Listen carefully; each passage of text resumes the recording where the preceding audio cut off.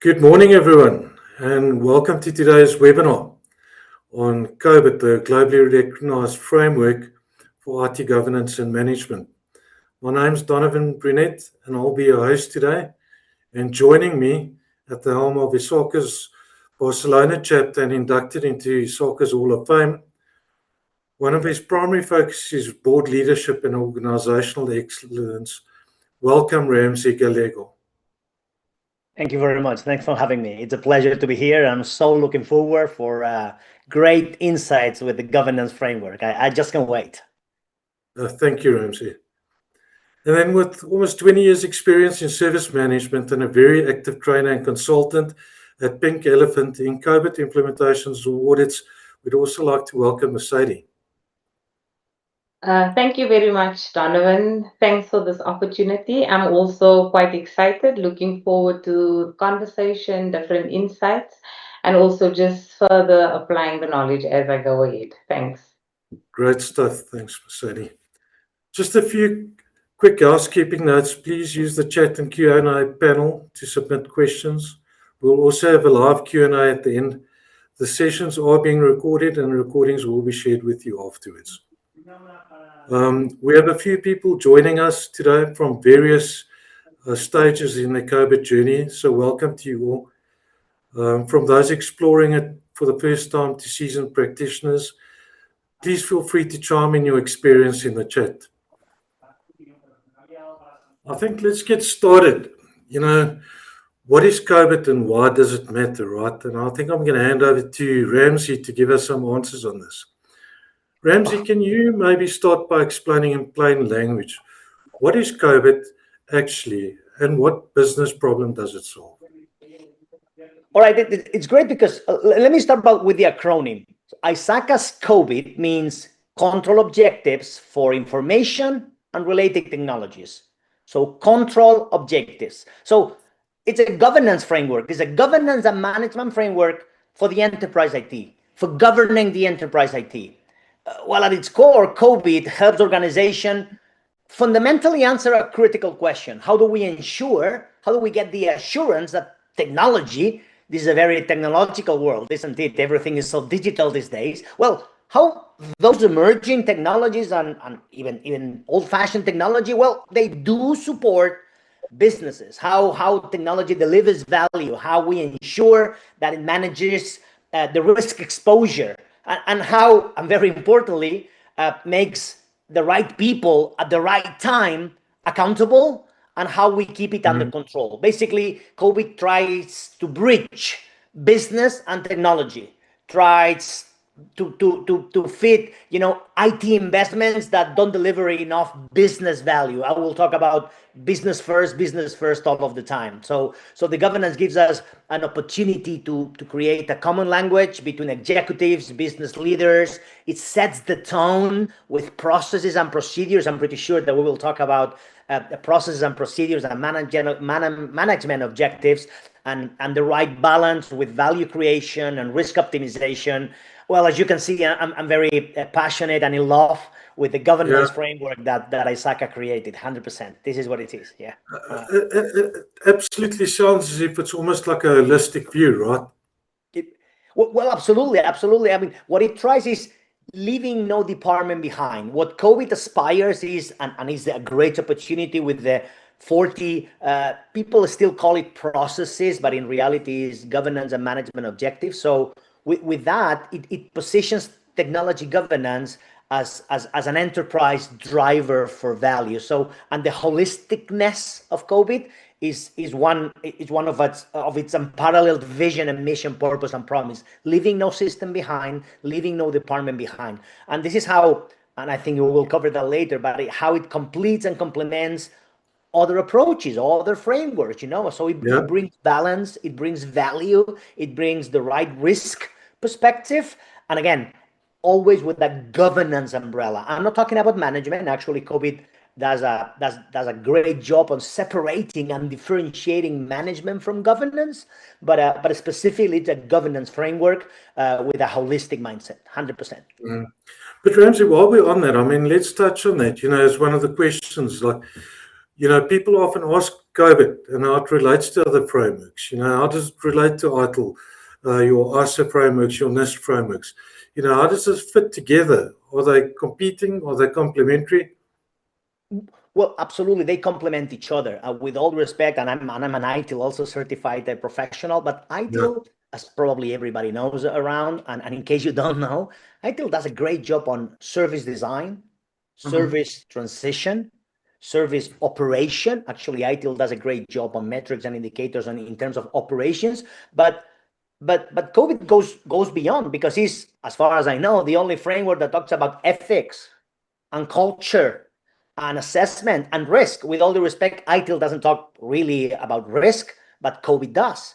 But if I'm a cybersecurity professional at heart, my DNA is cybersecurity, so I, of course, celebrate the ISO 27000 and the family, right? So cybersecurity, of course, fundamental, but it completes and it can be completed and complemented with COBIT, because COBIT talks about, as I said before, risk exposure and risk reduction and risk mitigation, right? So the journey on ensuring, again, that the technology not only provides values, but it does it in a robust, solid, secure way.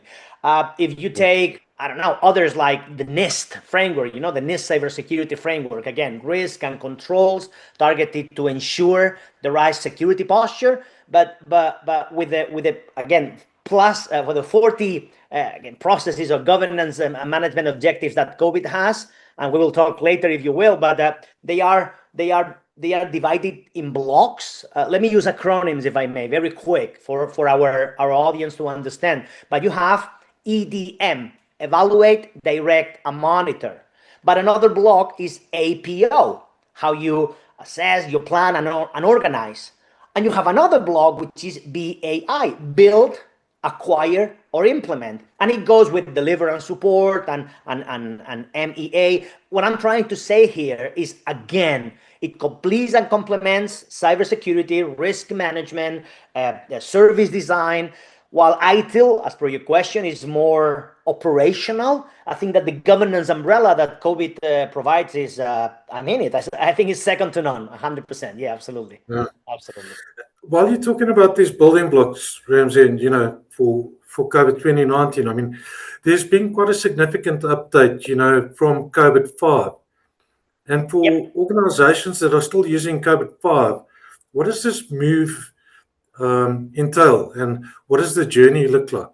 Absolutely, and thank you for asking about COBIT 5. I'm honored of being a co-author on COBIT 5, and I celebrated when ISACA decided to modernize. Let me use that word. It's not a change. It's not, of course, it's a new version, but COBIT 5 and COBIT 19 is just chapter 2 of the solidness, I think, that is robust enough of COBIT 5. But there are different things, and I think that ISACA, so we tune it quite, I think, intelligently, because it brings something like design factors. Let me do a dramatic pause, because I want everyone to understand that design factors, which are 7 of them, and the 7 principles are very interesting in COBIT 2019, like provide stakeholder value, or that holisticness that we were talking before, or the dynamic governance. So COBIT 2019 realizes, and yes, I know that AI was not a huge thing on that date, but COBIT 2019 realized that emerging technologies were coming, the modernization of technologies, not just the mainframe or the client server, but, cloud and Kubernetes and microservices and, yes, AI, if you will, not at that time, but now. So COBIT 2019, I think it continues on with the journey of architecturing. Let me use that noun as a verb. Architecturing the right enterprise. So that is tailored. And one thing I loved about COBIT 2019 is that it can be tailored for any company, any size, any industry. Yes, of course, there are 40 management and governance objectives, and we can go over them if you will later. But the principles and the design factors, they can be applicable to any industry, any size, any geography. Because let me remind everyone here that COBIT talks about culture And culture in Latin America is different from the one in South Africa, we in the Mediterranean, I'm in Barcelona, Spain, or the one in the Nordics or in APJ, right? So that it also brings an end-to-end approach, an integrated framework that this can be completed or complemented with any other vision. So COBIT 2019, again, it's the big brother of COBIT 5, but in a modern, more advanced, fresh, if I may say, fresh way. Absolutely, yeah, absolutely. Yeah, and I think you mentioned the word early on, architecture and framework, and I think one of the most fundamental distinctions in COBIT is between governance and management. Can you maybe break that down for us? What's the difference and why does it matter? Absolutely, and I thanks for the question, because I usually go around the world telling that the management, which is fundamental, and I'm looking straight into the camera when I'm saying this, because I want everyone to know that management, the day-to-day, the running, is absolutely critical from an operational side. But management, you manage teams, you manage budget, you manage money, you manage time, but you govern a country. Am I correct? You govern a data set in this AI era, right? So COBIT does a great job on differentiating management from governance. So governance of the enterprise IT, as COBIT defines it, is setting a strategic direction, making sure that objectives are met.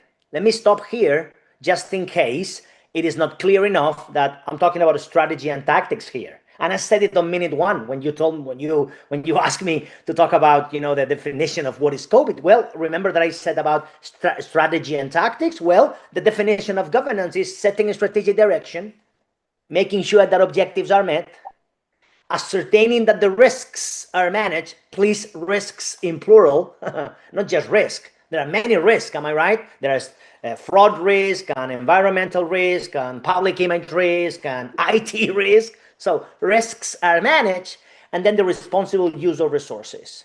If this is the definition of governance, strategy, tactics, risk mitigation, risk management, and then performance management, or the responsible use of resources, that's the governance umbrella where certainly COBIT shines on its own.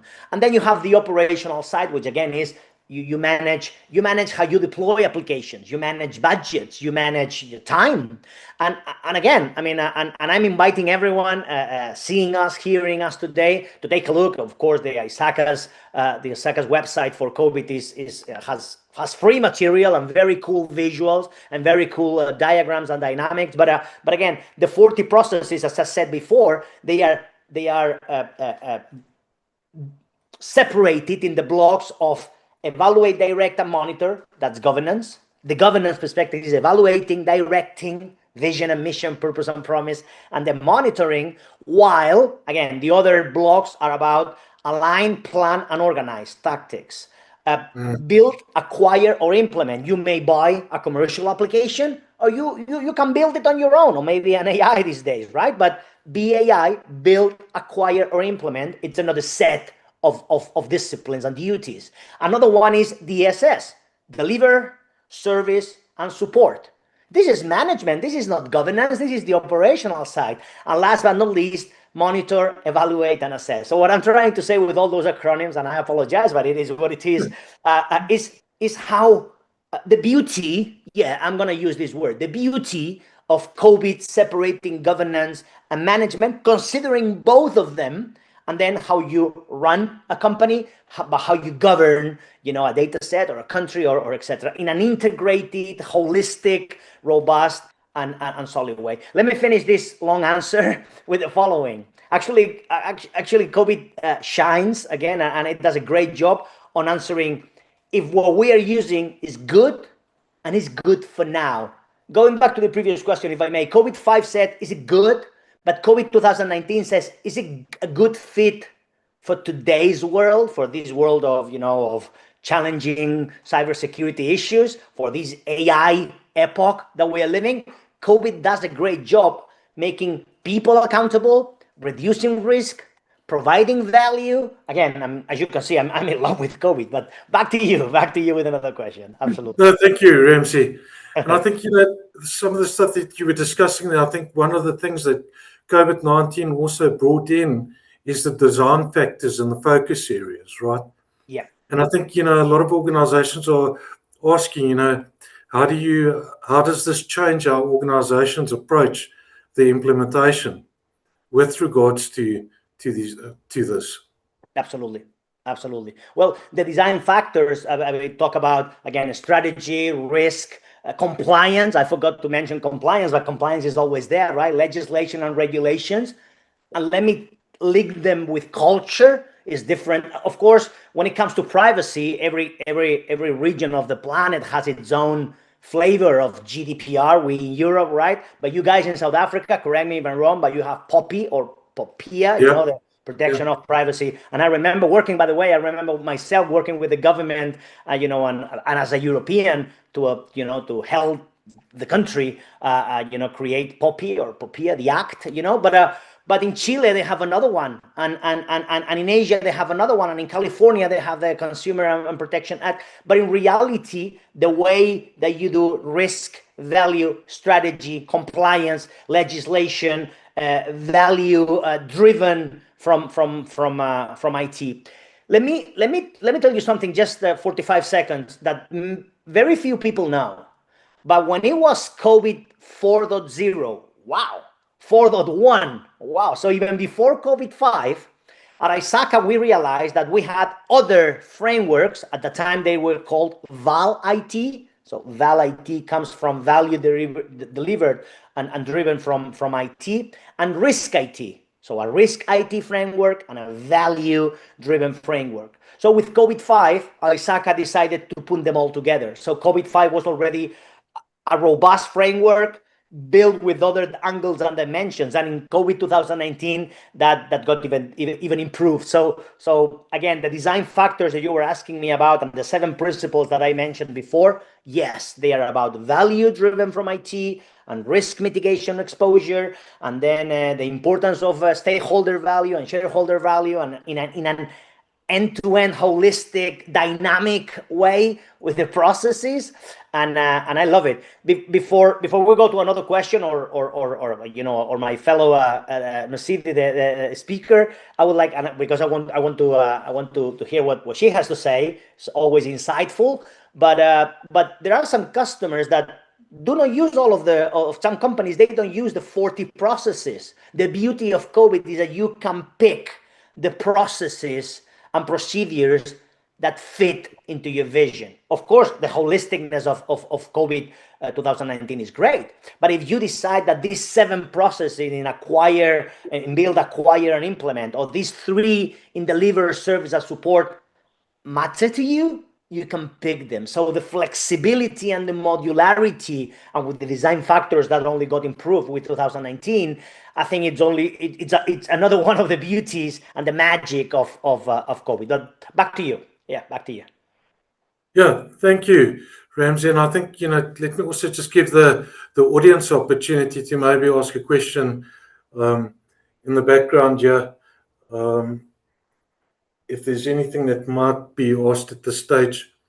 Mercede, I don't know if you've got any comments that you'd like to maybe provide at this stage as well. We are going to get to you as implementation, definitely, but please give your couple of words there.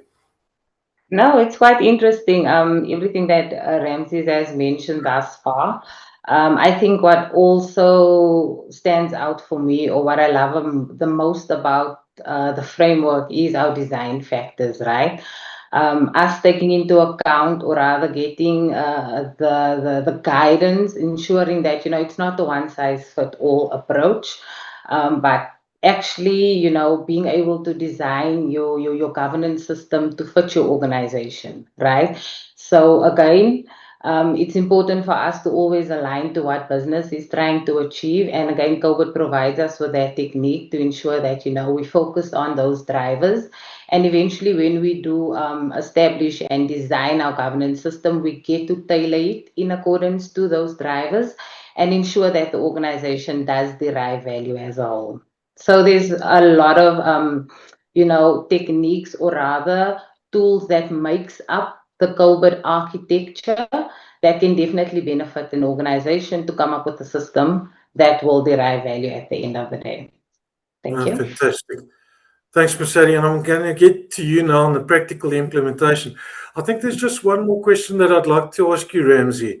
And I think that's about COBIT and how it helps organization align IT objectives with a broader business strategy. Can you walk us through what the alignment actually looks like? Sorry, come again. Can you walk us through? And then I lost you for a second. Can you repeat? Can you maybe walk us through what the alignment actually looks like in practice? Aligning your IT objectives to your broader business strategy. Well, yeah, absolutely. I mean, at the end of the day, you have to look into, if I may say, into people's eyes and let them understand what is your vision and mission, purpose and promise. At the end of the day, and COBIT is structured in a way that, and I said it before, I'm going to say it again, business first, business first, business first. So we in IT, we in cybersecurity, we in compliance, we in, emerging technologies, we in AI, we live by, for, through, with the business. So the business has goals, and there are business goals that they need to be mapped with IT goals. IT goals that need to serve the purpose of the company. If it's a hospital, to be quicker on saving lives, to be, to elevate the game on healthcare. If it's a energy, oil and gas company or a car manufacturer, at the end of the day, it has goals. Maybe one goal is enterprise geographical expansion, right? Or maybe is open a factory in one specific country. So the question that COBIT presents in terms of IT goals is why I need to do that, how I need to do that, who is going to help me to do that. Actually, we have something super cool. I don't know if you have the graph around, but there's what we call the COBIT wheel. It's called the COBIT wheel, and there are 3 circles. I'm going to focus in the outer circle, but the outer circle basically has 7 questions. Exactly. Oh, thank you very much. Thank you for so I'm going to focus on the blue one around, right? The fundamental 7 questions. By the way, they are super useful in life, not just in the IT world, but in life, which is basically question 1. Why do I do this? Why do I do this? Every company on the planet, every person on the planet, if you want to run a marathon, if you want to do things, why do I feel it in my bones, in my DNA, right? Then second one, what I need to do to go there. The third one, so it's a journey, right? So let me make it larger for me. Exactly. What are the drivers? Number 1. Number 2, where are we now? Super important. Where is the starting line? Let me again use the marathon, the race, a racing metaphor, right? What is the starting line? That's question 2. Because question 3 is, where do we want to be? How do I close the gap, right? In the case of a marathon, 26 miles up there, or 42 kilometers, if you will. Okay. Number 4, what needs to be done? Which is a question that ties question 2 and question 3. So question 2, where are we now? Question 3, where do I want to be? Question 4, okay, how do I shorten? How do I close the gap? Number 5, which is a version, I think, of number 4, but is how do we get there? What are the things that we need to do in order to get there? Number 6, super important. Did we get there? Hopefully, yes. By the way, sometimes the answer is no. And I want to be super realistic here. It's called life. Sometimes the project doesn't go as expected. Sometimes the budget, is doubled, right? Okay. So question 6 is, did we get there? Because if the answer is yes, we celebrate.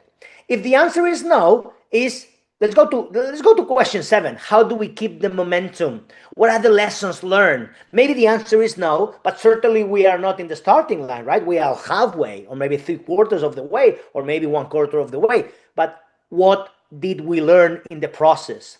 I know this is what I'm going to say in the next 30 seconds is not COBIT, but I'm pretty sure that everybody attending this call knows about Edward Deming's PDCA, Plan, Do, Check, Act. Well, it's a version of plan, doing, checking, acting. And what do you do next? You plan, you do, you check, and you act. So in the graph that you have just seen, there was an arrow right in the middle.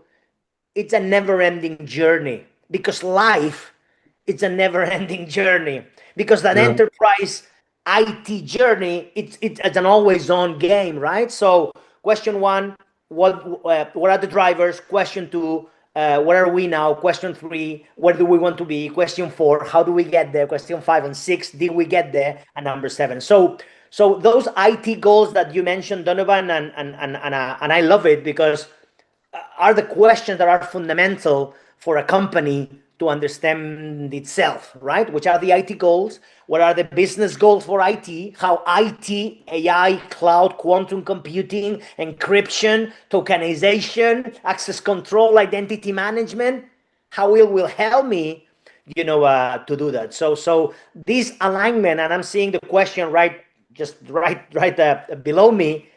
Look for the verb. It says alignment, and being aligned, the dictionary says, is being in the same direction. So IT and the business going in the same direction. Actually, like an orchestra when they play, right? They play in synchrony. They play in sync. And these IT goals and the IT objectives, they respond, and they should be aligned and synchronized with the business strategy, Donovan. That's my long answer. Yeah. Yeah. Thanks, Ramsey. And I think this is leading on to the practical implementation, right? And I do have a question here from Griffin that's coming up. And Mercede, maybe if you can maybe reach out. What type of leadership buy-in is needed for COBIT 2019 to be successful? I think leadership should definitely buy in from the beginning, right? Before we even look at assessing anything, before we even look at ways of implementing it, we need complete buy-in, and that should happen using the top-down approach, right? Because if you think about it, as Ramsey has explained, the different domains that makes up that 40 governance and management objectives. Leadership plays an important role in our first domain, which is EDM, right? Evaluate, direct, and monitor. So that's where the instruction oversight comes from, right? And that's where we need to ensure that we have buy-in from, and that's the beginning. So leadership should accept the change before we even start looking at the change, adopting it, and then with regards to that, we will then ensure from an oversight perspective, we get to identify where accountability is, and when it comes to implementing it, the roles and responsibilities are cascaded down into the different domains, and everyone would understand what's required for them to do to ensure that the implementation of COBIT is successful. Yeah. And I think that was the question that I was going to ask next, right? Is for organizations starting from scratch. Sometimes it could feel very overwhelming, with this model. And, where should they start? And what are the first steps that they should take? Yes, it can quite feel a bit overwhelming with, looking at COBIT and how one could go about adopting it within your organization. But then COBIT again provides us with this technique. It's called the goals cascade technique, right? That technique basically works in the following format. So you have your organization's drivers, right? That is us understanding why we need to adopt COBIT, okay? We shouldn't just adopt it for the sake of adopting it. We have to understand why the organization actually needs it, right? And then based on that, that goals cascades then basically cascades into us understanding what the business drivers are. And with understanding the business drivers, we get to ensure that those business drivers are then basically aligned to our IT drivers, right? That then ensures that the way we go ahead and implement COBIT, it's not based on what IT requires, but what the organization requires holistically, okay? So the first step I would say is start off with using the goals cascade technique, because like I said, it then ensures that the organization actually has a clear understanding of why we need to implement COBIT, right? And then the second step I would advise, I would say that, perform a current state assessment, right? Look at where are we right now within your organization. Look at where you are right now. Your current state assessment allows you to actually draw that baseline, okay? And with your current state assessment, you are able to basically identify your gaps, right? So let's just go back to the beginning. You start off with your goals cascade, you perform your current state assessment to understand where you are right now, and that will ensure that you understand your gaps.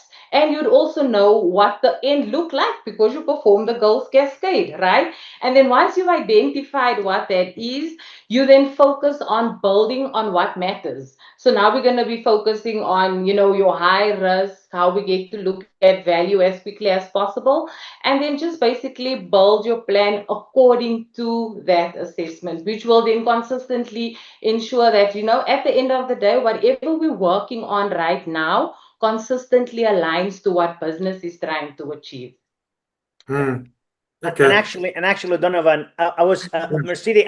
I was just about to upload because I'm taking my notes here, so I celebrate your answer. But while I was taking notes, and then I was realizing that what you were talking about is a company needs to know about their risk appetite and the digital strategy, and maybe the outsourcing model or not. And then the innovation goals. This is an epoch, with AI and everything happening. It's about innovation goals. So I celebrate how we were talking about preventing over engineering, asking fundamental questions, asking fundamental business questions that then we will map. Yes, of course, we will map it with cloud and blockchain and identity. But I love it because you were talking about digital strategy. You were talking about regulatory obligations. So actually, COBIT does a great job on talking about responsibility, accountability, who needs to be consulted, who needs to be informed. I'm pretty sure that our audience knows about the RACI charts, but let me emphasize the importance of RACI charts, because at the end of the day, you have a matrix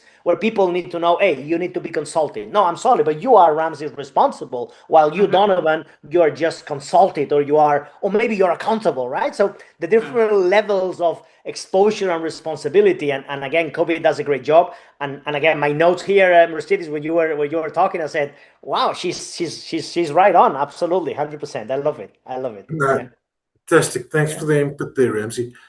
Just want to see if there's any other questions from the people.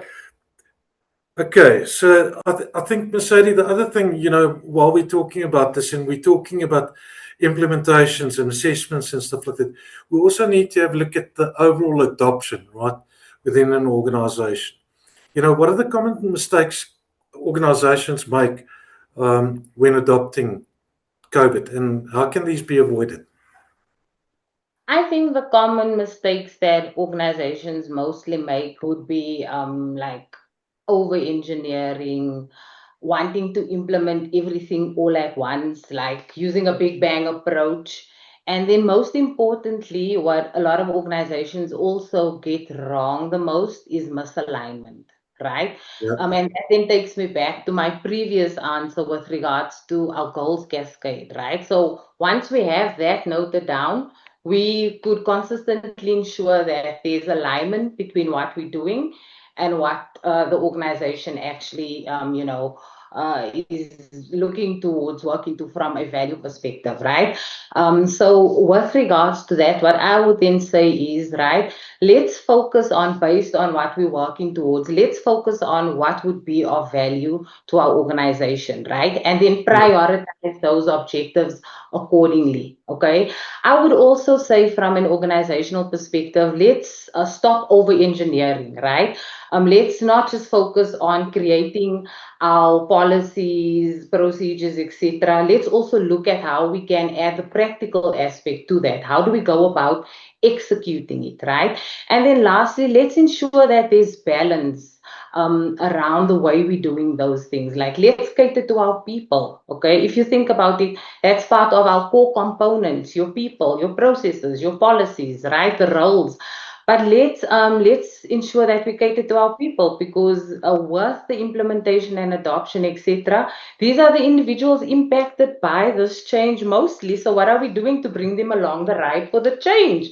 Is there sufficient awareness? Are we educating them? Are we upskilling them? Are we getting the buy-in that that we require for them to ensure that when we go ahead and implement it, it actually works? Okay, so those are the key areas that I would focus on.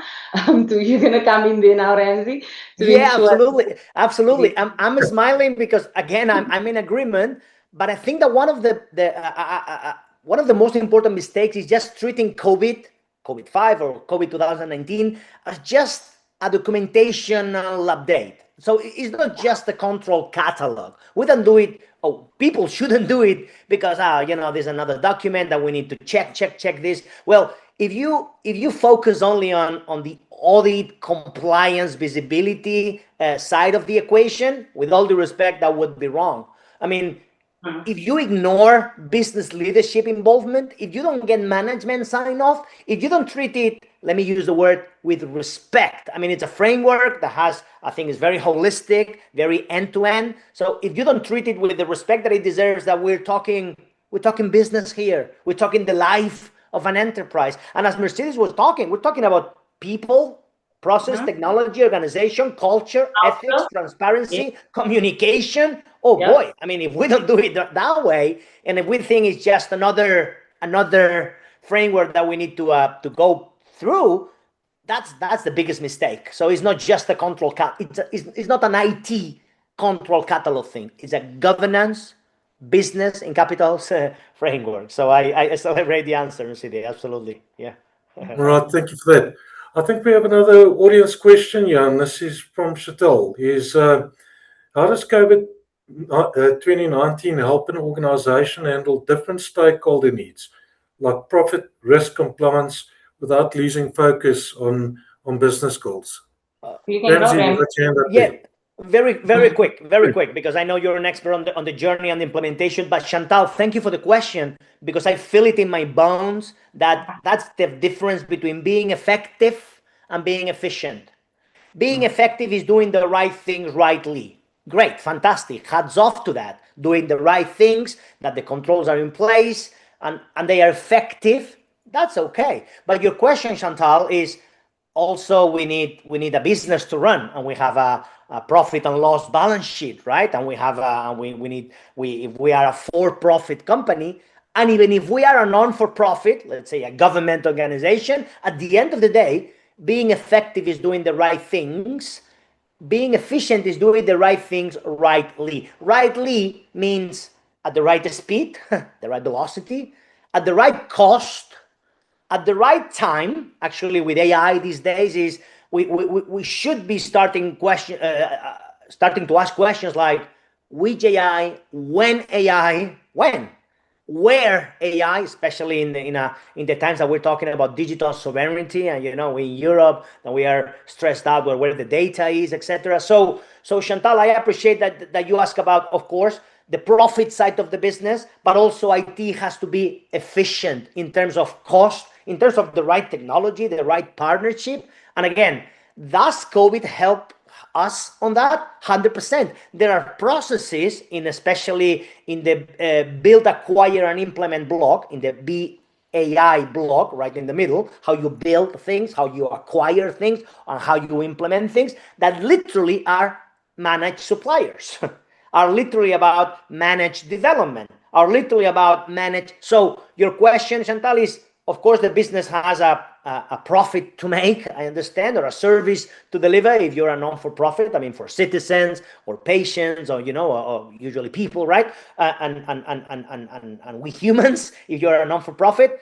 But at the end of the day, IT, remember, it is for the business, with the business, aligned with the business, in sync with the business. So COBIT does a great job, and you have specific processes with input processes and output processes. It looks like a factory, right? You have input things, then you create a process, you create metrics. I don't want to go into the world of metrics, but COBIT does a great job on talking about KPIs, KGIs, and KRIs, key performance indicators, key goals indicators, and key risk indicators, right? So COBIT does a great job on that. So input processes, you do something with the information, and you create an output that is an input for another process. So in that holistic nest that Donovan was asking me at the beginning a few minutes ago, is of course the business with the profits, with a profit mindset, but of course IT with a business mindset. That's my answer. But I don't know what you think, Mercedes. So no, thanks, Ramsey. I think Mercede, yeah, absolutely. Let's get her point of view. Yes, agreed. It basically does assist with that, right? Being able to view that. But the design factors and the input from the design factors allows us to identify that as well, okay? So firstly, with the organization understanding what the drivers are from an holistic perspective, when we get to look at the objectives, the governance and management objectives based on those drivers, we are able to cater to the different needs as well, okay? Firstly, we need to ensure that our different stakeholders with the different needs that they do come up with, we first have to check and ensure that, look, does this align with what business is trying to achieve holistically, okay? If there is a yes, we then look at how we can cater to these. And like I said, based on our design factors, we are able to gather the inputs from these different design factors and basically ensure that the governance system then caters to those needs as well. Thanks, Mercede. Chantal, I hope that answered your question. While we're on this, Mercede, I mean, COVID can sometimes feel like a big undertaking, right? And for a smaller, medium-sized organization, how do you actually tailor the implementation of COBIT for a smaller to a medium-sized organization versus a large enterprise organization? Okay, and that just adds to that discussion, right? We should actually take something from this.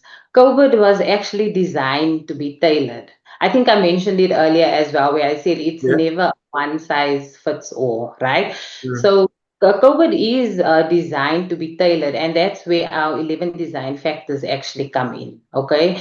That allows organizations to design your governance system to your reality, okay?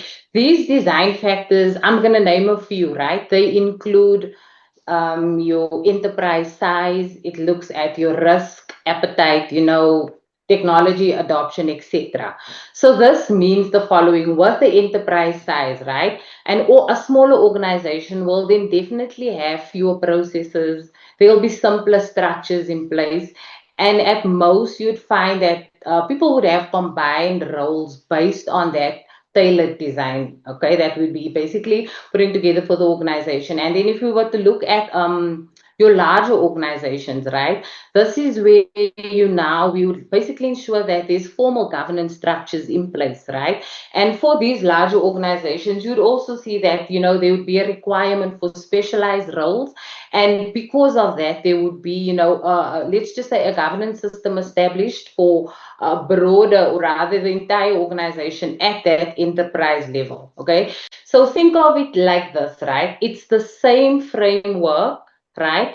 But you get to design it to suit your organization's reality. And that's the beauty about it, right? You get to design it according to those drivers and what is important to your organization. So the framework doesn't change. You merely just take those drivers from the goals cascade perspective and then ensure that when you do establish your governance system, it speaks directly to the needs of your organization. All right.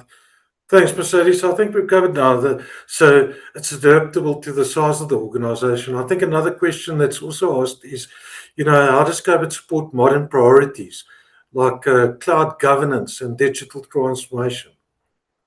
Oh, that's a good question. Is it flexible enough to keep up? Absolutely not. That's a good question, Donovan. Again, COBIT is actually designed to keep up with change, right?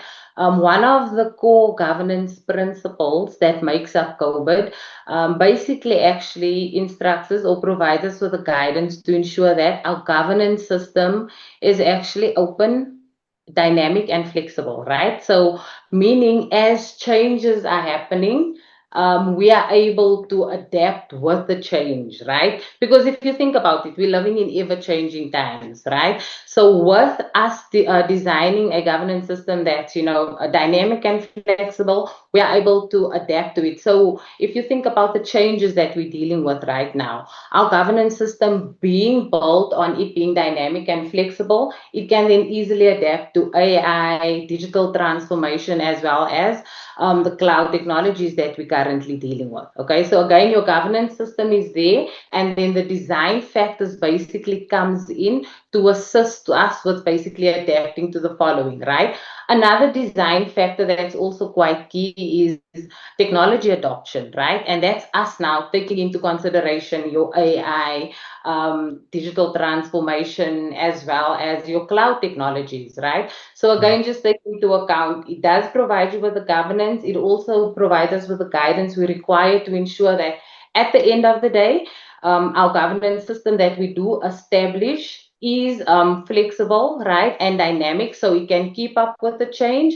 And again, the different techniques within the product architecture allows us to actually adapt to the change as we evolve. So which means as your organization is evolving, COBIT can then obviously adapt as well.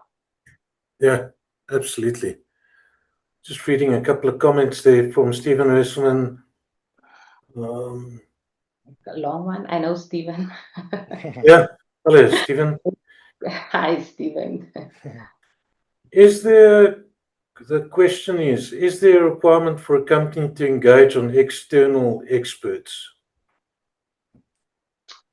The question is there a requirement for requirement? Companies A requirement, not sometimes really. It's engage on it's advisable. That would be my short answer. It's advisable. I don't know what you think, Mercede, but there's not a requirement. But because this is a journey, and we've said it quite a number of times during this call, evolve gradually. That's my advice. So don't take it, as a whole. Start small, and then you build. Enjoy the journey of asking those right questions to the right people at the right time. But it's not, as per the question, a requirement to involve experts. But people like Pink Elephant or other ISACA certified people may help. I don't know what you think, Mercedes, but the requirement is not there. It's highly advisable because they are experts, of course. But back to you. Yeah. Yes, I agree with you, Ramsey. It is not a requirement, it's advisable, especially dependent on the organization's experience with regards to COVID, level of experience, and what it is that they're trying to achieve. So yeah, if it's something that's definitely going to benefit them, then yes, seek expert advice, but don't stop at that, right? Especially if an organization is looking at implementing it. Okay, my advice, again, I'm not saying it's a must, but my advice would be then, after getting that expert external advice as to how you could go about establishing your governance system, I would then also advise the organization to get some sort of training, right?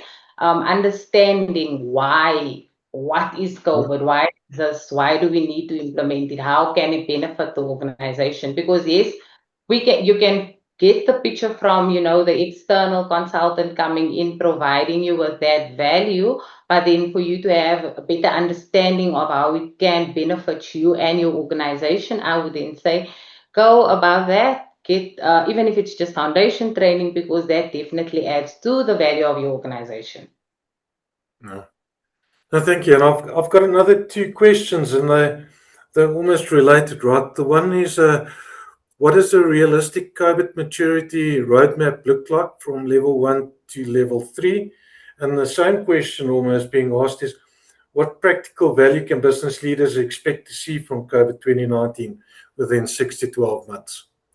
Okay. So, Mercede, I don't know if you want to help us start off the answering of that question, followed by maybe Ramsey. I'll start off with your first question, right? What does a realistic roadmap look like? So a realistic roadmap would basically be us looking at, your level 1 from your informal processes, and then obviously moving to level 2 and then 3 to a point where, it's integrated, standardized, etc. So let's just break down the different levels in much more detail, and then we'll move over to the value that an organization can actually derive. So level 1 is where your processes are informal, it's inconsistent, right? We dependent on individuals to carry out certain tasks, right? And if that individuals aren't available, production actually stops. That's very ad hoc, okay? Level 2 is then where we are managed, okay? This is where some of your basic processes are mapped. It is happening at a repeatable level. So this is where some forming is happening, right? And we are also in the position to start tracking our performance, okay? And then level 3, defined. This is where what we want our organizations to be at most, right? Because this is where, like I said, it's defined. Our processes are basically mapped organization-wide. It's standardized. We are providing value services at a repeatable level. The roles and responsibilities are clearly defined. There's accountability, and we actually know what we are doing. Okay, so this is what we'll be looking, or rather, that's what a straightforward roadmap would look like. Again, which then also takes us back to the previous question of understanding where you are, your current state, right? So that will then give you an indication where you are within the roadmap, where's those gaps, and what it is that we need to work on to get us to that defined state. Where it's standardized, we integrated, we can actually look at implementing automation. Again, our processes are mapped organization-wide, and we basically get to derive value holistically. Fantastic. Absolutely. Thanks, Mercede. And I think just, Ramsey, any comments on that? Well, yeah, if I may add, because you asked the second question on Sure. what practical values, that business leaders will find in 6 to 12 months. Remember, it's a journey, but in 6 to 12 months, I think that is a unique opportunity, the real value of rethinking governance, that itself, I think it's beautiful. Simplifying bureaucracy. Yes, at the beginning of COVID, you need to understand and you need to ask questions and maybe do interviews. But in 6 to 12 months, that was the question, simplifying bureaucracy. Again, the alignment of technology with business outcomes. So technology needs to live for and with and through the business. And last but not least, another real value, 6 to 12 months, is a modernization, a modernized oversight for cloud and cyber and AI and digital ecosystems. So rethinking governance, simplified bureaucracy, an alignment, a clear alignment with IT and the business and IT, and a modernization of how you look towards technology and the business value for cloud, cyber, AI, quantum, or whatever you do. I think that's a real value in 6 to 12 months. So I love it. Yeah, I appreciate that. Yeah. Thank you, Ramsey. Yeah. I think someone's also asking, how often should we reassess our COBIT maturity level? Mercede? I come in there. Okay. I think drivers for reassessing your maturity level, firstly, should be time and change, right? So I would say at minimum annually, and then also after major changes or projects that have been implemented, major organizational changes that basically happened within the environment, and then to assist with that assessment, one of the 5 domains can then assist with that, which is your monitor, evaluate, MEA. So that will then also assist with basically just reassessing your maturity. But like I said, that should mainly be driven by time and change. The different types of changes could be your major projects, organizational changes, technology changes, transformation, AI, cloud, etc. And us then also just leaning on the domain, which is MEA, to assist with that reassessment. Thank you. I think, we're almost coming up on time here, and we've really had some good conversations and some really expert opinions here. I think, Ramsey, if I had to ask you a question, if someone's watching this and they can only do one thing to improve IT governance, what would that be? Wow. Asking the right questions to the right people at the right time. I know this is a tricky answer because you need to ask to know which questions to ask, but looking into people's eyes and understanding the mission and vision, purpose and promise of the business. Business first on all the time. And then the rest will come. The rest will come again from our regulatory side of the world, and then IT, of course, and deployment, but understanding the business and remember, question 1 of the COBIT wheel: what are the drivers? Why are we doing this? Whatever it is, opening a factory in I don't know, in Joburg or in Cape Town.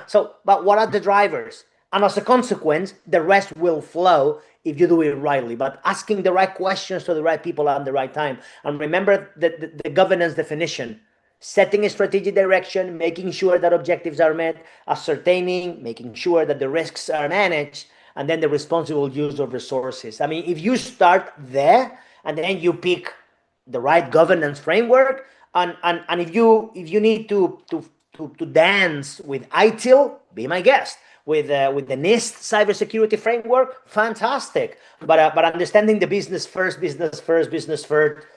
sentence, I think that's imperative, 100%. Yeah, absolutely. We almost out of time. So, Mercede, just in terms of training, what recommendations would you make in terms of certification here? In 1 minute answer. Okay, 1 minute. I'm getting there. Okay, I'll say start off with foundation, your COBIT foundation. Like I say, that gives you an understanding of what the framework is. It introduces it to you, the methodology. It introduces the architecture to you. It basically breaks down why COBIT, the value, and also how you could go about implementing it. And then if you want to become more practical, specialize in the implementation, then move over to COBIT design and implementation, right? And if you do not have any of the supporting, which is either your ITIL, because you heard Ramsey refer to ITIL, ISO, then, once you're done with your COBIT foundation, design and implementation, then support it with either ITIL or ISO, because also remember, COBIT was not intended to stand on its own, right? It's basically like an umbrella framework, okay? They don't, and it does not basically speak against, like you asked with your question earlier on, Donovan, do they compete, etc.? No, right? They actually complement each other. They speak the same language. There's no contradiction, okay? Just that within one of your COBIT publications, you could actually see COBIT referring and referencing the different frameworks. So they do work well together. And that's the journey you would need to take from a training perspective. Thanks, Mercede. Unfortunately, we run out of time here, so I'd just like to firstly thank the panel. Ramsey, thank you so much for joining us today. Thank you. Mercede, thank you so much for your inputs. And then thanks to everyone else that's joined us online today and submitted questions and been interactive. We really enjoyed having you here.